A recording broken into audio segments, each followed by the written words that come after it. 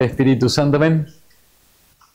Dios te salve María, llena eres de gracia, el Señor es contigo. Bendita tú eres entre todas las mujeres y bendito es el fruto de tu vientre, Jesús. Santa María, Madre de Dios, ruega por nosotros, ahora y en la hora de nuestra muerte. Madre de la Divina Gracia, Ruega por nosotros, San José, ruega por nosotros, San Pío X, ruega por nosotros. en nombre del Padre, del Hijo y del Espíritu Santo, amén. Hoy al entrar a clase, uno de ustedes me dijo, padre, a ver si termino los 3 puntos que siempre amenaza que va. Siempre las conferencias tienen 3 puntos y nunca termino el tercero. Así que en esta conferencia vamos a ver 2 puntos. Vamos a ver si termino lo mismo. La consagración del sándwich. ¿Qué significa sándwich, Lucía?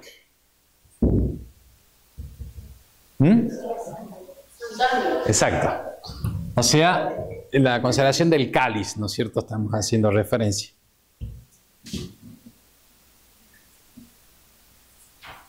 Lo decimos en latín, para decir, bueno, la sangre del Señor. La consagración del sándwich. Primer punto. Segundo punto va a ser el sacrificio incruento de la iglesia. Sacrificio incruento de la iglesia. ¿Qué significa incruento de Lucas? Órale. Muy bien. Sin derramamiento de sangre. Esto es la página 319, para los que van leyendo, a la 335. Y este es el punto que no habíamos visto en el primer semestre, páginas 107 a 123, que son bien difíciles estas, ¿eh? Yo me voy a hacer el gil, voy a pasar rápido.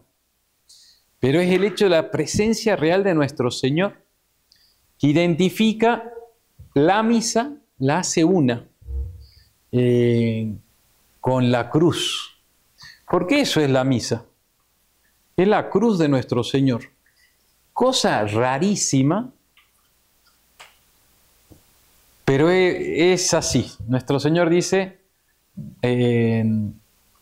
haced esto vosotros en memoria mía. Entonces, nos vamos a quedar ahí.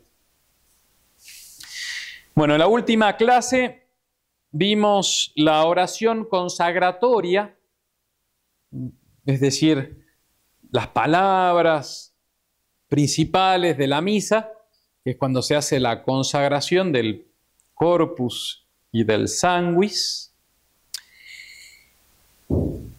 y la presencia real. Eso fue la clase anterior. Vimos 3 puntos, y ahí sí terminamos. La consagración del Corpus Domini, la institución de la Eucaristía y la presencia real o transubstanciación. Esos fueron los puntos que vimos en la clase pasada. Hoy entonces vemos la consagración del Sanguis Domini y el sacrificio incruento de la misa, de la iglesia, perdón. Los 2 puntos entonces, la consagración del Sanguis Domini y, bueno, ese que va a estar dividido en gestos, movimientos, palabras y ya. Son 2 puntos del primero. Bueno, terminada la consagración del cuerpo de nuestro Señor, el sacerdote sigue diciendo, del mismo modo. Y ahí el padre Calderón, el autor del libro, aprovecha para recordar la simetría de toda la misa. ¿Se acuerdan? Y especialmente el canon. Es lo mismo de un lado que del otro. Tantas cruces arriba, tantas cruces abajo. Después de haber cenado, pueden buscar en sus misales, aquellos que lo han traído, porque lo vamos a estudiar a la consagración de San Luis. Página, señor Alberto Fernández. Está bueno decirle así, Alberto Fernández. Rimbombante el nombre. Perdón, página. 895. 895, Lucas. Consagración del Sanguis. Entonces, del mismo modo, después de cenar. ¿Por qué dice después de cenar? Porque en la cena, alguien iba a decir por ahí, la cena legal del Cordero Pascual, les había comentado que tenían distintas copas y momentos en que le pasaban hierbas amargas, panes ácimos, y el pan que consagra su cuerpo es durante la misa, durante la cena pascual del Antiguo Testamento. Y una vez que termina toda esa cena estipulada ya para los judíos, él toma una copa ya distinta y la consagra. Con eso señala un nuevo testamento, una nueva alianza. Ha pasado todas las figuras y las sombras del Antiguo Testamento y llega acá la realidad. Después de haber cenado, ¿qué más sigue diciendo Lucas? Tomando también este precioso cáliz en sus santas. Ahí está. Eso. Tomando en sus manos venerables este cáliz precioso. ¿Por qué este? ¿Qué este? Es un pronombre demostrativo, creo que se dice. La gramática la tengo ya medio sepultada. ¿Por qué este? Eso, bueno, pero ¿por qué este y no aquel? Pero, Mercedes, me ha sorprendido, gratamente, sí. Porque es esta materia que estoy consagrando. Y también dice el padre Calderón, siguiendo a algunos autores liturgistas, que también hace referencia a que en Roma se tenía el Santo Grial, el cáliz de nuestro Señor. Y después, no sé, lo leí ahí en el autor, lo dice, que en época de las persecuciones de San Lorenzo lo manda lejos. ¿Se acuerdan? Es en el año 250 más o menos por ahí que... entonces, regalan, hacen caridad con todas las riquezas de la iglesia y entre otras cosas para guardar el cáliz lo mandan para allá. Entonces haría referencia a que usaban el cáliz mismo que había utilizado nuestro Señor en Roma. No está demostrado, ¿no? Pero bueno, de ahí sería este precioso cáliz. Y dando gracia, lo bendijo y lo da a sus discípulos diciendo: tomad y bebed todos de él. Es chistoso, ¿eh? Alguna vez vamos a hacer un par de conferencias sobre el cáliz del Señor. Porque ya llevo como 4 semanas estudiando el cáliz del Señor. Entonces está para dar una serie de charlas. Porque nuestro Señor le va a decir al Padre, estando en el huerto de los olivos: no, yo no quiero este cáliz. ¿Se acuerdan? Y a nosotros nos dicen: tomen de este cáliz. Hay algo como raro ahí, ¿no? ¿Qué significa el cáliz del Señor? Ezequiel. Está la sangre de Cristo y la cruz. La cruz. Cáliz es sufrimiento, sí. Orar con el sufrimiento de... Sí, bien, va por ahí.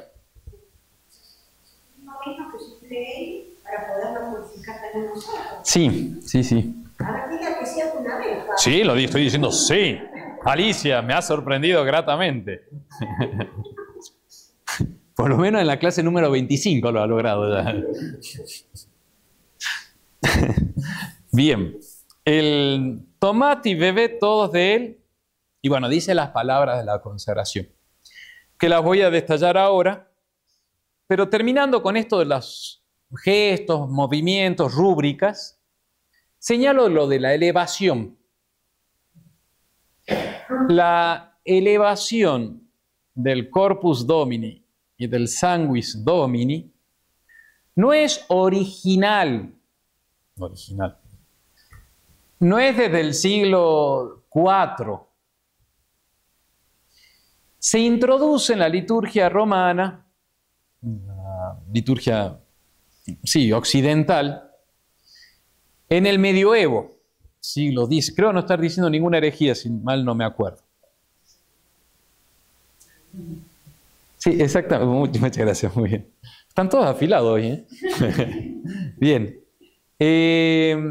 No es, entonces, una cosa que viene desde el comienzo. Se introduce en el siglo X, XI y en el XII ya se extiende, como una reafirmación de la fe de la Iglesia en la presencia real de nuestro Señor. Entonces, el sacerdote consagra y lo eleva para que todo el pueblo fiel lo adore a nuestro Salvador. Es por eso que en la misa nueva algunos sacerdotes no hacen la elevación, quedan ahí, porque quieren ser como más antiguos, más originales, más tradicionales. Ponele. Hay un peligro, es que el sacerdote, siguiendo las rúbricas del Novus Ordo, hace la genuflexión después de la elevación. Entonces, si recuerdan la misa nueva, el sacerdote consagra y levanta inmediatamente. En la misa tradicional hace la genuflexión. En la misa nueva consagra, eleva y una vez que baja, ahí recién hace la genuflexión. Lo cual puede ir deformando la fe de que puede, no digo que sea así, no que sea que cada cura, no. Pero puede ir deformando a lo largo de los años. Son reformas que duran siglos muchas veces, así lo hacen los reformadores, para que después sea como fruto de nuestra fe común, que levanta el signo, todos creemos y ahí recién adora. Podría ser, o sea, es peligrosa esa segunda genuflexión, que hayan volado más bien la primera genuflexión. La presencia real de nuestro Señor está por las palabras del sacerdote, no por la fe del pueblo. Un apartado así, totalmente secundario. Pero entramos ahora ya a las palabras mismas de la consagración, que son hic est enim calix sanguinis mei, novi et eterni testamenti mysterium fidei, qui pro vobis et pro multis effundetur in remissionem peccatorum. Todo eso que acabo de decir en latín, esa es la forma o fórmula para realizar la presencia real, la transubstanciación. Es larga comparada a la consagración del corpus, que es mucho más cortita. Hoc est enim corpus meum. Hasta ahí. Esta es bastante larga. De hecho, la rúbrica pide al sacerdote que lo diga, no separando mucho, sino seguido, solemne, bien distinte, o sea, pronunciando bien, no atolondrado, pero que no separe mucho, porque es toda una misma frase de consagración.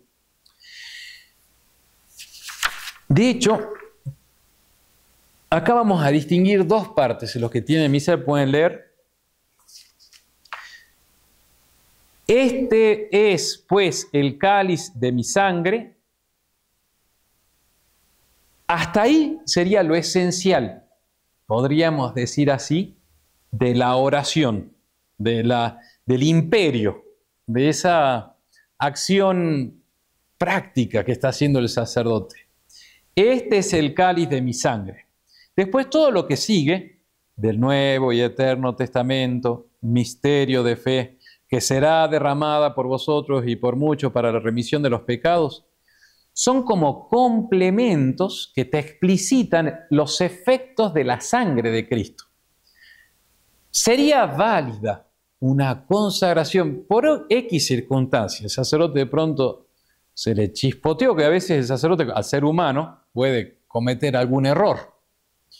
Mira, yo me acuerdo una vez, creo que una sola vez estoy consciente que me pasó eso. Espero que no haya habido otras inconscientes. Pero en una misa, estaba en Salta de vacaciones. En México explota un problema como que la revista Noticias, allá se llamaba, ¿cómo se llamaba? Allá? Proceso se llamaba. La revista más vendida de temas políticos en México, saca un artículo contra la fraternidad. Yo estaba de vacaciones, feliz, en enero, en Salta, San Lorenzo, verde, todo lindo, pajaritos. Y de pronto me llega esa noticia y tenía que ir a celebrar misa.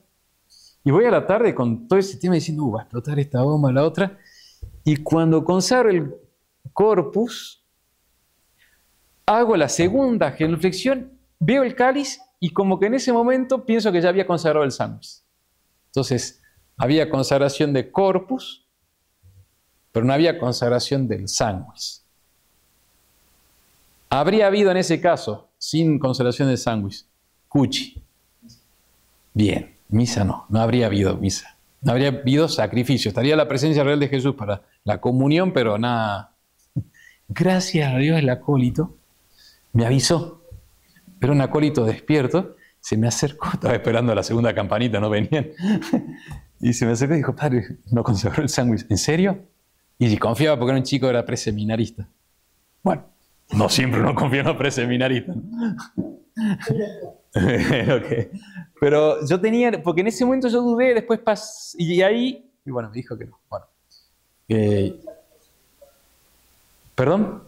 ¿Qué pasa si pasan por segunda? Buena pregunta. Ahí, si el sacerdote está con la cierta duda, mejor me estás poniendo en situaciones medio bochornosas, ¿no? El sacerdote puede consagrar bajo condición. O sea, si no realicé la consagración, realizo ahora la consagración, por las dudas. Pero, ¿cómo? No, porque cuando él me lo dice, le digo, ¿estás seguro? Me dice, sí. Y a mí también me sonaba, alguna alarma se me había prendido. Con esto quiero decir que el sacerdote es humano, entonces puede cometer algún error. Entonces, ¿qué pasaría si un sacerdote mete la pata por X circunstancias sin querer, sin ánimo de faltar al respeto a las cosas santas? Y de pronto dice, porque este es mi cáliz, porque este es el cáliz de mi sangre. Punto. Y no dice todo el resto. Y tiene la intención de consagrar con esa frase. ¿Sería o no sería, habría o no habría consagración? Parece ser que sí, porque lo esencial está, que diga, este es el cáliz de mi sangre. Mejor no así.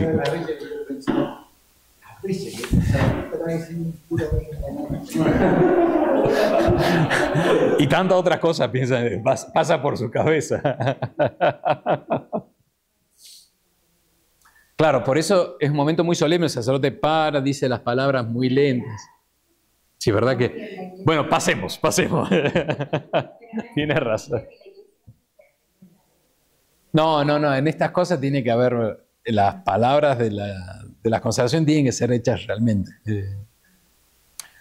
Todo esto nos enseñan en el seminario si hay algunos errores. De hecho, en los misales, sepan, están todas las rúbricas en que dice el sacerdote hará así, asá, y ponga las manos de esta manera y diga esta palabra. Y al final hay una parte que dice de defectibus missae, de los defectos de la misa.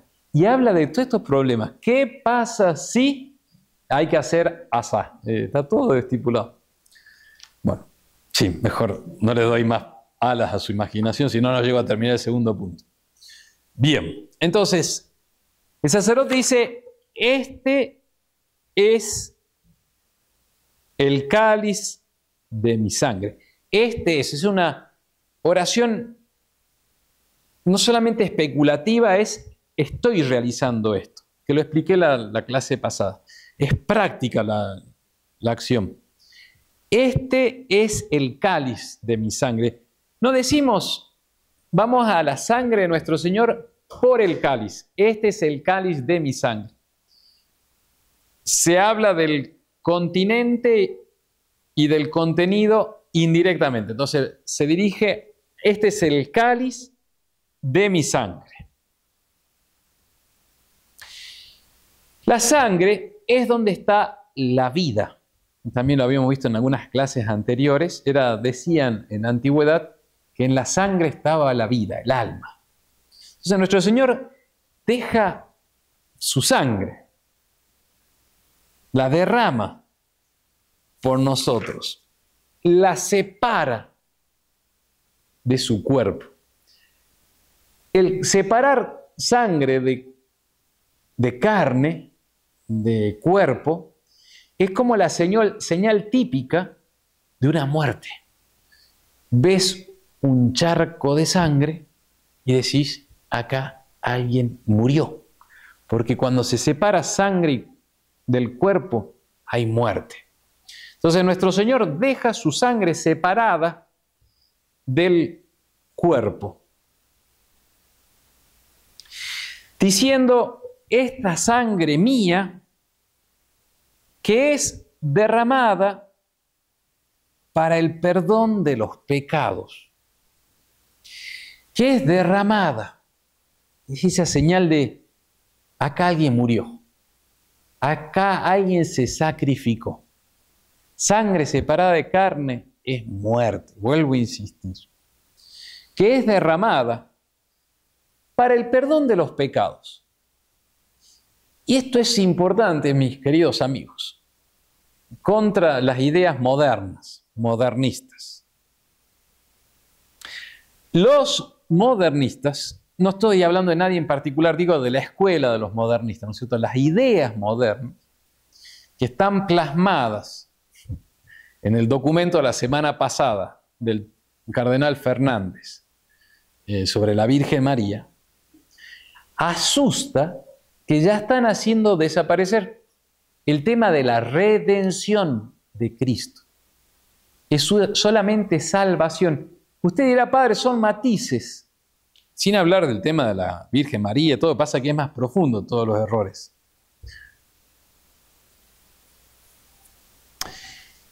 Redención significa que alguien pagó por nuestros pecados. Eso es redención. Eso nos da la salvación. Pero los modernistas, la escuela de los modernistas, desprecian, rechazan, quieren silenciar la palabra redención. Perdón de los pecados, van a decir. Constantemente van a hablar de la Pascua del Señor y no de la cruz del Señor. Eso tiene implicancias de que se está silenciando, y con eso se deforma la fe de la Iglesia, de que Cristo derramó su sangre porque había pecados. No solamente porque nos quería mucho, pero había un problema, había pecado, había una desobediencia, una afrenta a Dios Padre, y Él viene a derramar su sangre, en primer lugar, para gloria de Dios, para expiación de nuestra desobediencia. También que nos quiere mucho y que nos ama, sí. Todo así más sentimental, que es el lenguaje moderno, ¿no? De Dios te amó, te salvó. Pero la muerte del Señor, hay toda una corriente de interpretación moderna, pero que no es para expiación de pecados. Es que porque Jesús se equivocó, pero en el error de Jesús de dar su vida por nosotros, Dios da la redención. Todas estas son corrientes que serían para otros cursos después del día de mañana. Pero Jesús, cuando consagra el sangre, dice, miren, esto yo estoy derramándole porque ustedes se portaron mal. Estoy expiando, lo hago para perdonar sus pecados. Está puesto en la consagración del Sanguis Domini. Eso no lo han cambiado, ¿no es cierto, Enrique? Lo siguen diciendo en la misa nueva. Enrique se ve todas las misas nuevas a vida y por haber, ¿eh? De León XIV, de Monseñor Colombo, de todo. Tiene una cultura de misa nueva, Enrique. Pero eso sí, siguen diciendo para el perdón de los pecados, ¿no? Creo que se dice así en la misa nueva. Es así, para el perdón de los pecados. ¿Cómo? Sí, todo en voz alta. No lo pueden sacar porque forma parte de la consagración del... Y yo lo destaco esto para decir, miren, por acá va lo que silencian los modernistas. O sea, esto es cierto. Lo otro está deformado. Cuando te hablan de Pascua, vida, salvación, que es todo verdad. Pero están silenciando el problema del pecado y de la redención. Eso quiero señalar. Que lo primero que se ve, dice, yo derramo mi sangre para perdonar pecados. Pecados son desobediencia. Nos hemos portado mal. Y Él viene a dar su sangre para pedirle perdón a Dios Padre de nuestras desobediencias. ¿Se entendió, Lucas? ¿Vuelvo a insistir? Canchero para con... Que será derramada por vosotros y por tutti. No, por muchos. Ahí es también increíble cómo el progresismo, el modernismo le cambia las palabras a nuestro Señor. Sí, pero en el mismo Vaticano no se aplicaba. ¿Qué pasó? Hubo una resistencia. Hubo varias conferencias episcopales que aceptaron el pedido de Benedicto XVI. En el Vaticano no se celebraba. Y me dice el don Enrique, que ve la misa de León XIV, que dice per tutti. No, se guardó eso y no se lo puede cambiar. Son cosas graves, ¿eh? Bueno, por vosotros y por muchos. Enrique, hay que preguntarle. ¿Usted vio alguna misa del cardenal Fernández? Cuando era obispo, que consagraba, hacía la elevación. La pequeña elevación la hacía con el cáliz y la hostia en la misma mano, pero no tiene foto. ¿Eso cuándo me lo mandó? Sí, Puede ser. Con la mano, tenía el cáliz y con el y la hostia.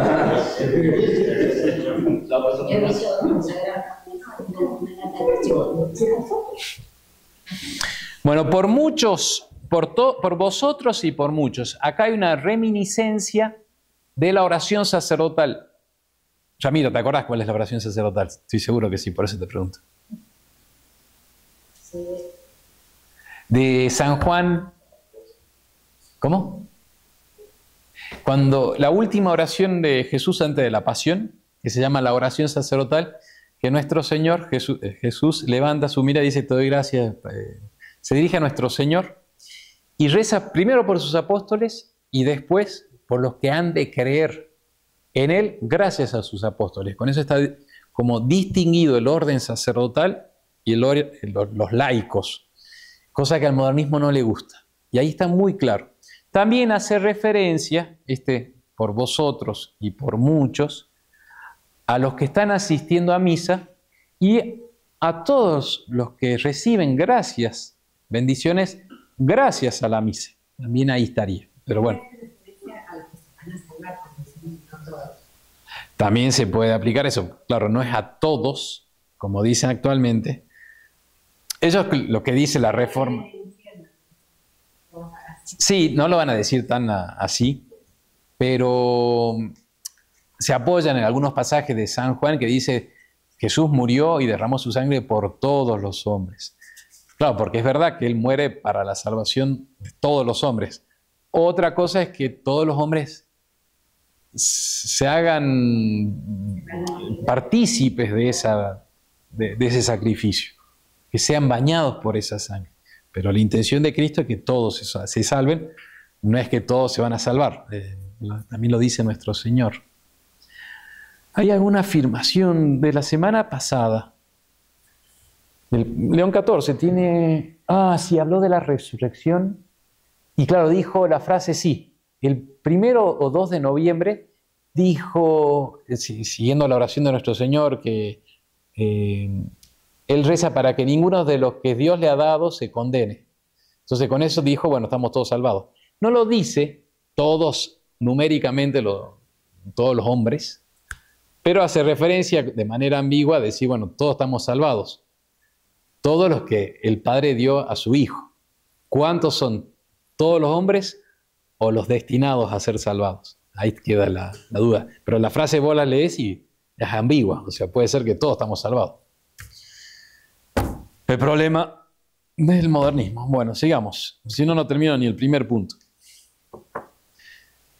Testamento, nuevo y eterno. Entonces, esta sangre es del testamento nuevo y eterno. ¿Qué es un testamento? Una herencia. ¿Cómo? Un documento que es testificado con testigos. Mira.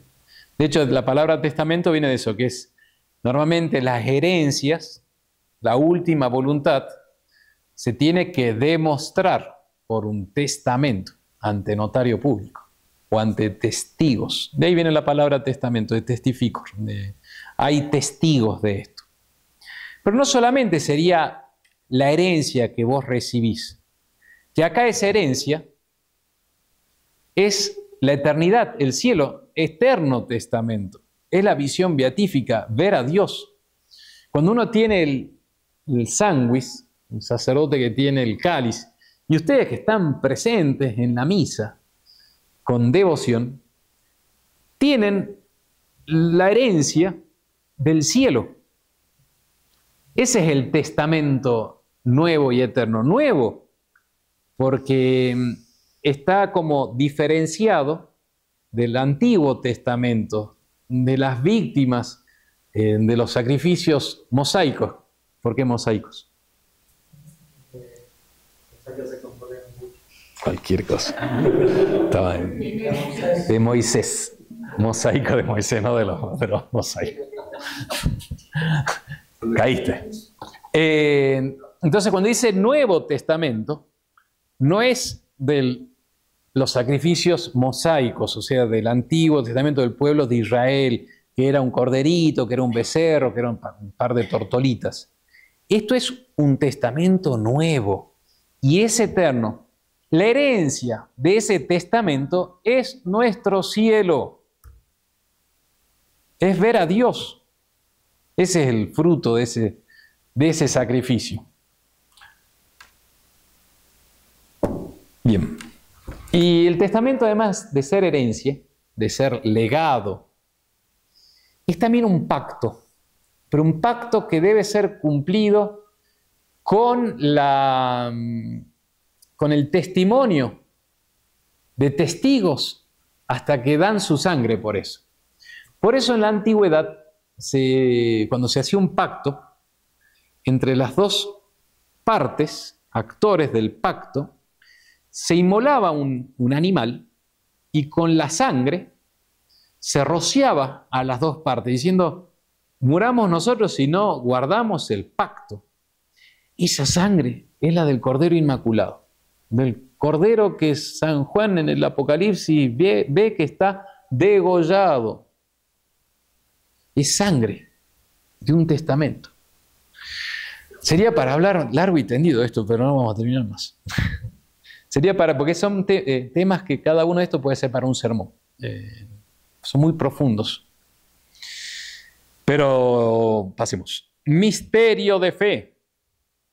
También dice en la fórmula de consagración. La expresión mysterium fidei no está en los evangelios. Porque los evangelios son como compilaciones de algunas informaciones que quisieron dejar los evangelistas. No está todo escrito en los evangelios. A nosotros nos llega esta expresión mysterium fidei, misterio de fe, que está en sus misales en el momento de la consagración, por San Pedro. ¿Qué van a hacer los protestantes que no creen en la infalibilidad de la Iglesia romana, que no creen, que rechazan a la Iglesia de los papas? Va a decir, no, eso es una adición, algo que pusieron los romanos. Los anticristos, para Lutero, hablaba de los papas como anticristos, contra Cristos. Entonces va a decir, no, esto es de los romanos. ¿Qué van a hacer los progresistas? Creo que no la guardan, ¿no? Salvo los que tienen cultura misa nueva. ¿Dicen Mysterium Fidei, misterio de la fe? Ah, lo han puesto al final. Yo creo que en la plegaria eucarística número 1, no sé, en el canon primero, creo que lo guarda. ¿Puede ser o no? Ah, sí. Tu muerte, Señor, y proclamamos tu resurrección. Sí. Era para despertarlo, Fran. Pero no sé si, creo que lo dicen también, ¿eh? ¿No lo dicen en la fórmula de consagración? Esa es mi pregunta. Siempre al final. Ahí. Directamente, claro. Y sería un poco fruto de esa postura que es biblista, pero biblista anti-tradición, todo lo que nos han transmitido no por la Sagrada Escritura, sino por lo que se transmite que en la Santa Iglesia Católica, que va pasando de mano en mano, esas verdades que se transmiten, que no están necesariamente puestas en la Biblia. Bueno, desastre. ¿Quién es ese misterio de la fe? Les dice, cuando dice, este es el cáliz de mi sangre, sangre del Nuevo y Eterno Testamento, misterio de fe, que será derramada por vosotros y por muchos. Es el Cristo, porque todavía no era Cristo, era Jesús. Cristo es... Esa distinción la hacen los modernistas, me sonó muy duro, ¿eh? Ahí ya no. No, eso no. No, puede ser, pero esa distinción hace mucho los modernistas, así que sí, mejor cambiarla, sí. Por las dudas. Y sobre todo los protestantes hacen referencia. No, es el misterio de Cristo, punto. Ahí está, ya por lo menos agarraste ahí, pero ya no sigas. El misterio de Cristo. Según San Pablo, el gran misterio oculto desde toda la eternidad de los siglos pasados, el gran misterio es el de la encarnación del Hijo de Dios, el misterio de Cristo, del verbo del Hijo de Dios hecho carne. Pero no es solamente del Cristo, de Jesús, es del cuerpo místico de Cristo. Todo eso está en el libro de Padre Calderón, quizás ahí te vino alguna reminiscencia lejana, vestigio. Del cuerpo místico de Cristo. En la consagración del sanguis, con el derramamiento de sangre de nuestro Señor, Él compra para sí una herencia que somos nosotros, que es la iglesia, las almas redimidas por Cristo. Y esa iglesia de Cristo se hace una con nuestro Señor por el sacrificio. Serán los dos una sola carne. Y es misterio grande, dice San Pablo, el de Cristo y la iglesia, no de los esposos. En el momento del sacrificio nos hacemos uno con Cristo. Y ahí están los dolores que uno sufre. Las penas, lo que venimos charlando, ¿no? Las últimas veces, esas te identifican con Cristo sufriente y te hacen uno con Él. Son cosas muy profundas, pero el Padre las describe muy bien. Y hay que vivirlas para entenderlas. Hay que vivirlas, hay que estar ahí. Decís, en el derramamiento de la sangre se hace el misterio de la fe. Ese misterio de la fe sería entonces Cristo, pero no Cristo solo, Cristo y su cuerpo místico. La iglesia, nosotros incorporados por el sufrimiento, el derramamiento de la sangre. Dice el Padre Calderón de manera magnífica, todo el misterio de Cristo está presente y operante en la Eucaristía, puntualmente en la consagración del cáliz de la sangre de Cristo, en la que no solo se renueva, incruenta, pero verdaderamente el misterio de la cruz, sino que se realiza eficazmente la incorporación de la iglesia a dicho sacrificio. Bueno, ahí en la misa nosotros nos incorporamos al sacrificio de Jesús. Vuelvo a insistir, mis queridos amigos, que llevan ya 25 clases de la misa, ¿eh? Faltan 2 más y se acaba. A perseverar hasta la muerte, hasta la muerte. Y de cruz. Tenemos que entender que en la misa nosotros nos unimos a Cristo sufriente y eso es nuestro aliciente, nuestro estímulo a sufrir por Cristo. Ese es el misterio que nos dejó la Iglesia y que nos transmite en particular a nosotros, gracias a Dios, Monseñor Lefebvre. Pasamos al punto 2. Ay, Dios santo. Y este era más difícil, ¿eh? Ni el punto 2 voy a terminar. Terminada la consagración, ¿qué viene? Después que dice que será derramada por vosotros y por muchos para el perdón de los pecados. Eso. Vale. ¿Cuántas veces hagáis estas cosas? Las hacéis en memoria de mí. ¿Cuántas veces hagáis estas cosas? ¿Cuántas veces hagáis estas cosas? Las haréis. Las haréis. ¿Sí? En memoria de mí. En memoria. Haced esto, ¿no es cierto? Sería una de las traducciones. Haced esto vosotros. Bueno. Nuestro Señor les manda a sus apóstoles a hacer lo que Él acaba de realizar. Y eso, mis queridos hermanos, es el poder que tiene la Iglesia de renovar eso que hizo Jesús. Y está mandado a hacerlo. O sea, no es que podés, si querés, celebrar la misa. Hay que celebrarla. Y la Iglesia va a decir cotidianamente, de ser posible para el sacerdote. Como cotidianamente necesitamos el pan nuestro de cada día. Cotidianamente, haced esto. Hay una orden de Dios, de Jesús, de renovar, de hacer lo que Él hizo. Por eso, una iglesia sin sacerdotes que no pueda celebrar la misa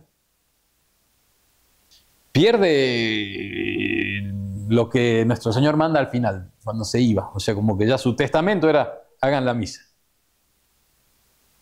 Haced esto.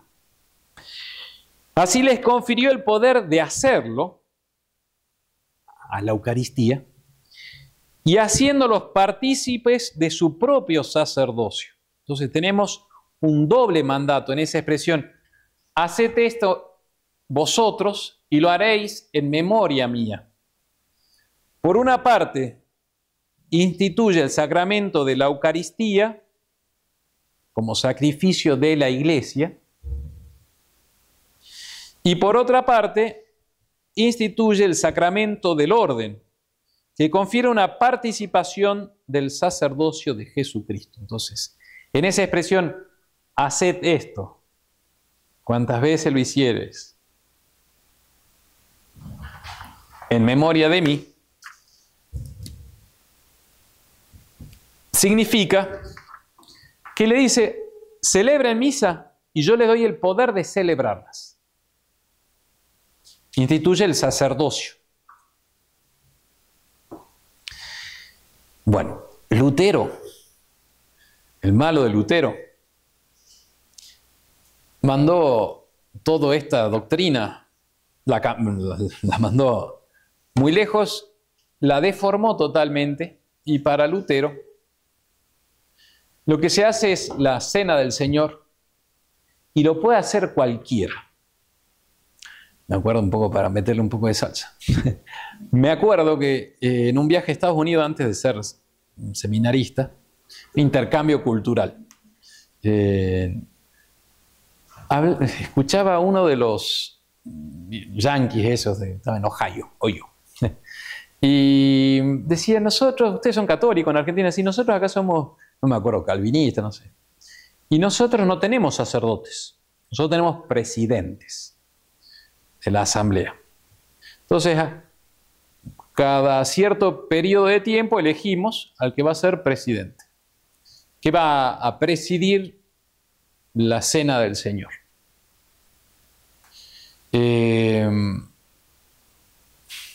Por eso no hay carácter de orden, no hay sacramento de orden. Ellos reconocen, Lutero solamente reconoce el sacramento del bautismo. La cena del Señor es una reunión fraterna donde hay un signo de Cristo, pero no está verdaderamente Cristo.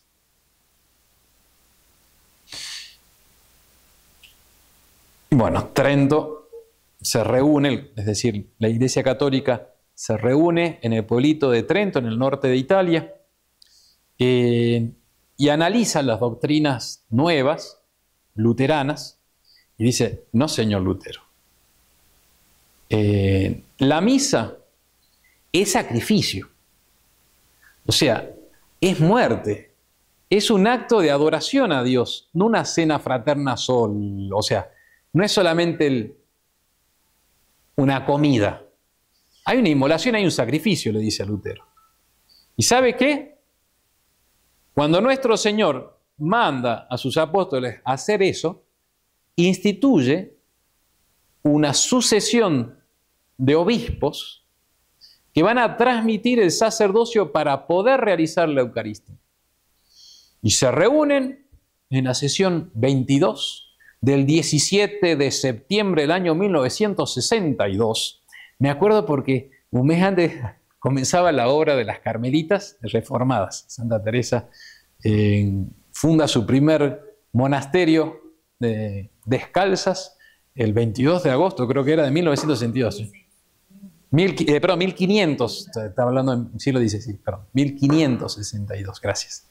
Y yo atribuyo que esa sesión 22, que es la magnífica de Trento, es gracias a la oración de las monjas.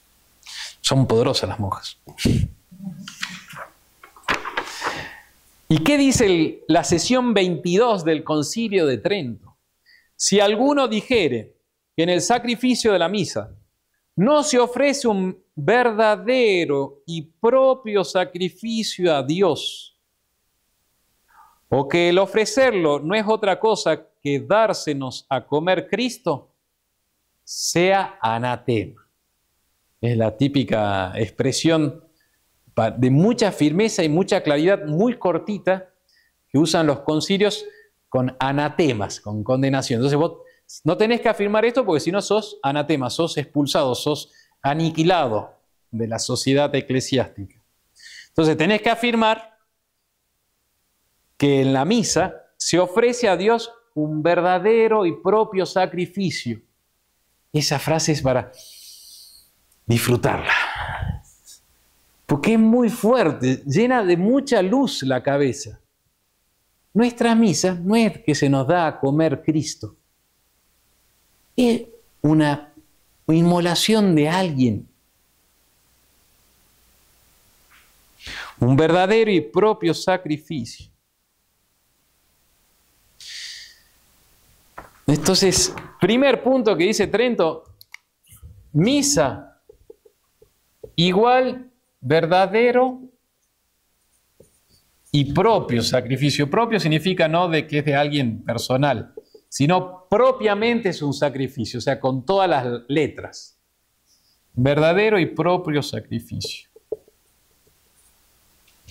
En otro canon va a decir que es un sacrificio expiatorio, propiciatorio, o sea, sirve para pedir perdón a Dios de los pecados que cotidianamente cometemos. Está buenísimo eso, saber que en la misa se expían nuestros pecados.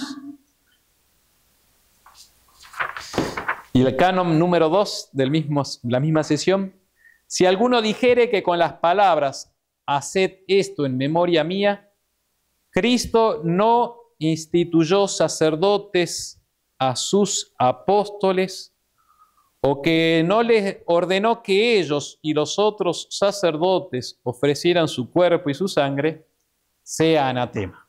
Entonces, afirma el Concilio de Trento que cuando nuestro Señor dice, haced esto en memoria mía, ahí les confiere el poder de celebrar misa. Y Trento es un concilio dogmático. Lo señalo en particular en contra del Concilio Vaticano II, que fue pastoral, no fue dogmático. Entonces,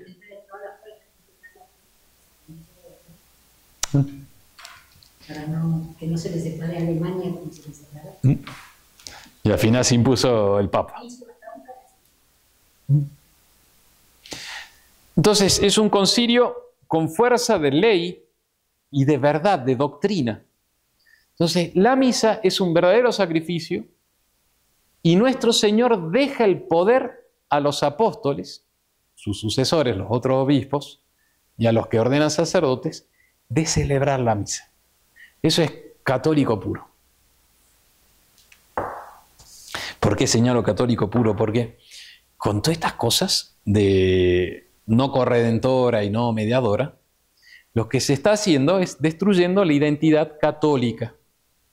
Entonces ahora, y lo dicen explícitamente, tendrían que escuchar ustedes la hora en que el cardenal Fernández presenta, no sé si la escucharon.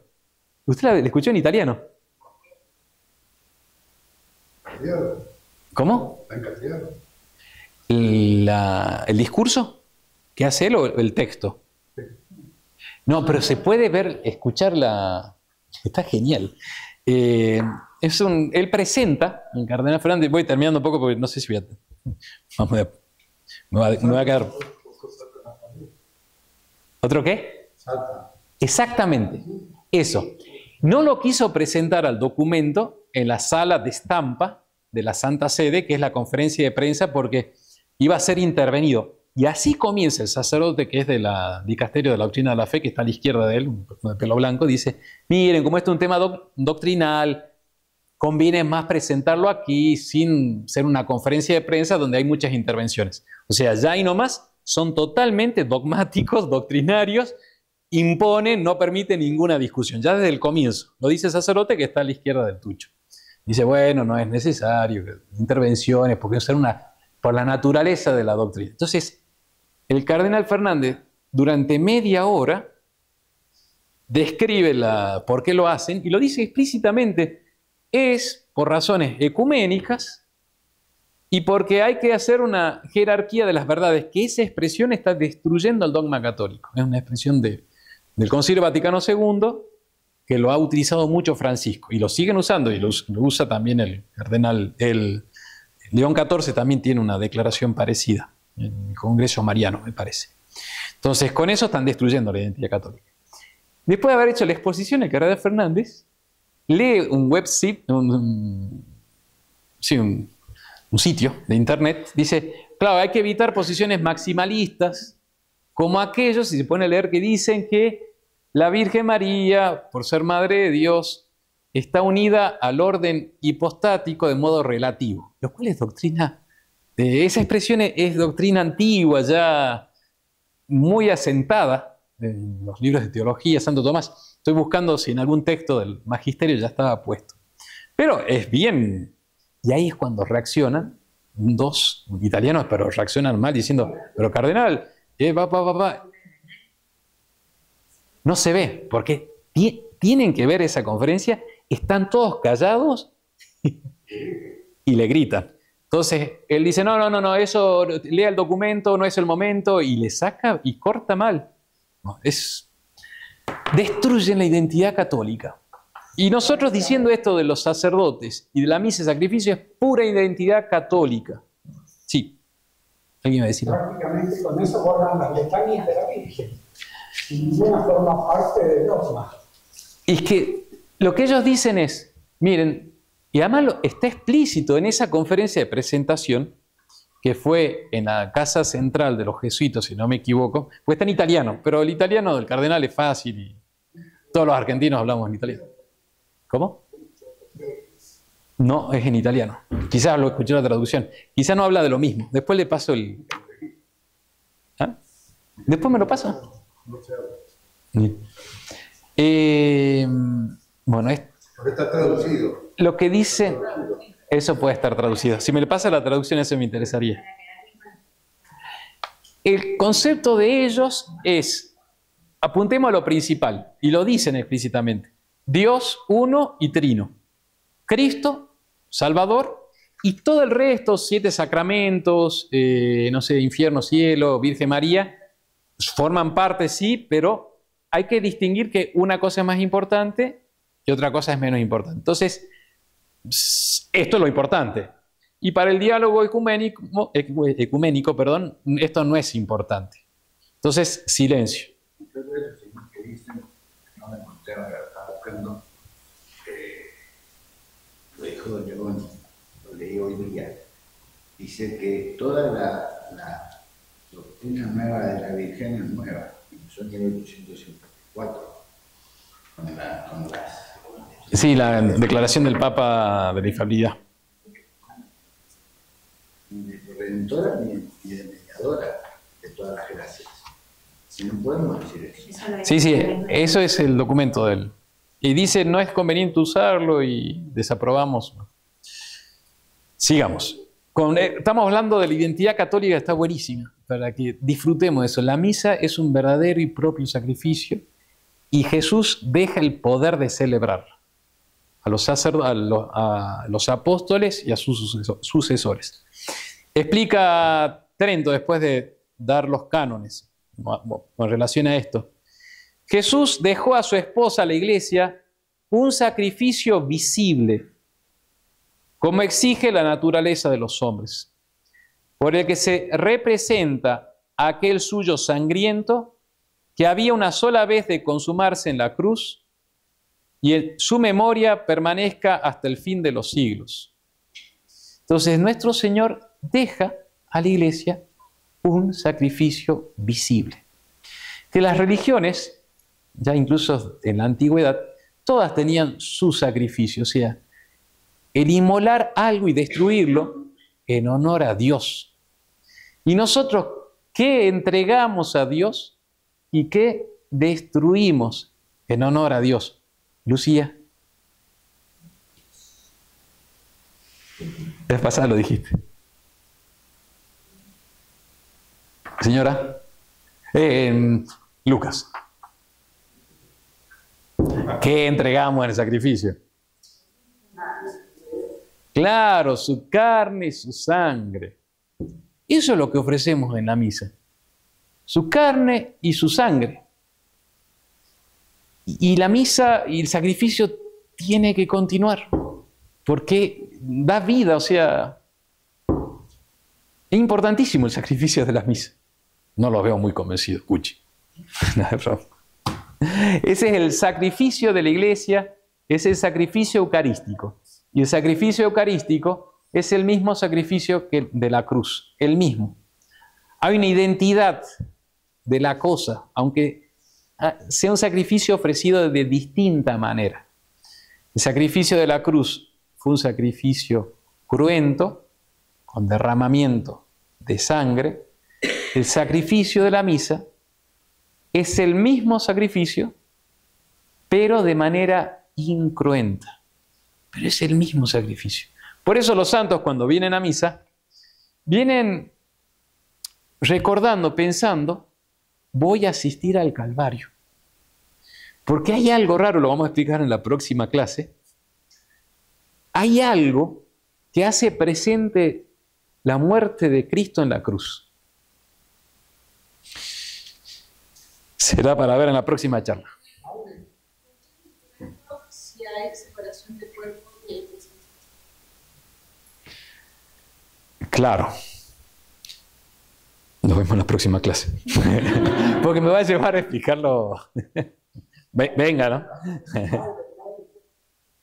Ahora de esta consagración existe una parte de ella y una de vuelta, o sea, porque el cuerpo de Cristo que será entregado por ustedes. O sea, nosotros entregamos a Cristo a los judíos. Y la sangre va a ser derramada por nosotros para el perdón de los pecados. O sea, Él nos devuelve, digamos así, nuestra traición con nuestra salvación. Ah, bueno. Porque la cosa es clara, dice, el cuerpo es entregado por nosotros y la sangre es derramada. Es como un... Sí, un doble movimiento de ida y de vuelta.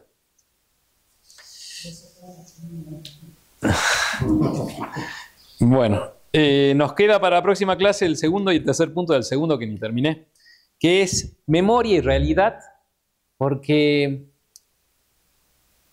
es solamente memoria de la...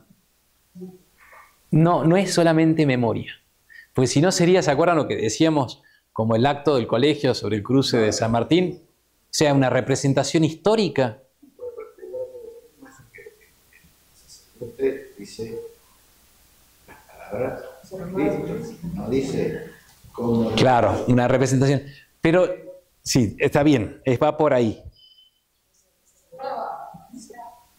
Pero claro, la solución va a significar que es memoria y realidad. Hay un recuerdo, porque a veces uno hasta tiene un poquito de escozor de usar la palabra memoria porque es muy usada en la misa nueva. Pero es realidad, es verdad que se usa, o sea, lo manda nuestro Señor. Pero es una memoria viva, es una imagen viva. O sea, porque es todo a través del signo, es un tema muy complicado, pero es precioso. Es a través del signo, pero ese signo tiene una presencia verdadera atrás. Memoria y realidad. Y después nos queda ver la misa y la cruz. Porque en el sacrificio de la misa es el mismo sacerdote que el de la cruz. En la misa es la misma víctima que el de la cruz. En la misa es el mismo acto de inmolación que el de la cruz. Hay una identidad y es así, literal. O sea, te asusta un poco cuando te metes en esto. Bueno, temas difíciles fueron hoy, ¿eh? Sí, vamos.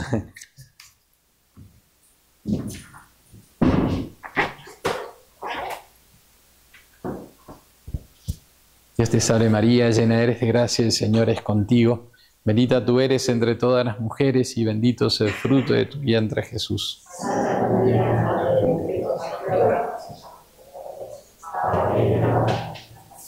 Sagrado corazón de Jesús, dulce corazón de María, que las almas de los fieles difuntos